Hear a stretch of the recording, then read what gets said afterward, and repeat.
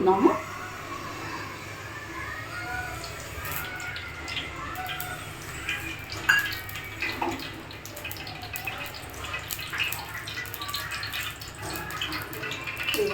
జీలకర్ర, ఆవాలు, మెంతులు వేద్దాం.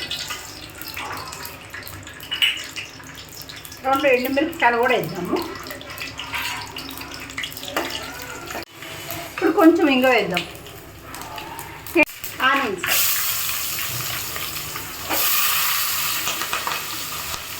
పచ్చిమిరపకాయలు, కరివేపాకు. ఇప్పుడు అల్లం వెల్లిగడ్డ పేస్ట్ వేద్దాము, 1 స్పూను. ఇది కలుపుదాం. ఇది బాగా వేగింది కదా, ఇప్పుడు కాకరకాయలు వేసుకుందాం. ఇది కలుపుదాం. ఇప్పుడు టమాటా కూడా వేద్దాం.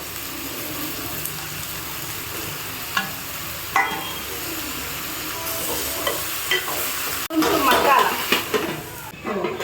ఇప్పుడు మగ్గింది కదా, ఒక 5 నిమిషాలు మగ్గింది. ఇప్పుడు ఉప్పు వేస్తాను, పసుపు, కారం.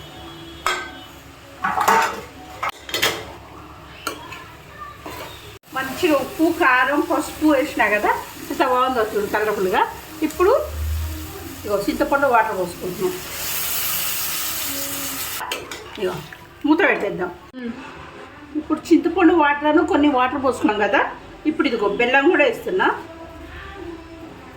ఇప్పుడు మూత పెడతా. ఒక 10 నిమిషాల తర్వాత ధనియాల పొడి, పల్లీల పొడి వేసుకుందాం. మూత తీసుకున్నా. ఇప్పుడు ధనియాల పొడి వేస్తున్నా.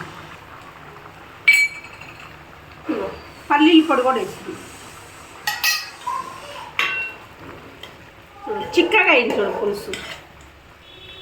మంచి స్మెల్ కూడా బాగా వస్తుంది. టేస్ట్ బాగుంటుంది. కాకరకాయ పులుసు కదా, కాకరకాయ పులుసు అని చేదుండిద్ది అనుకుంటారేమో, చాలా టేస్ట్ ఉండిద్ది.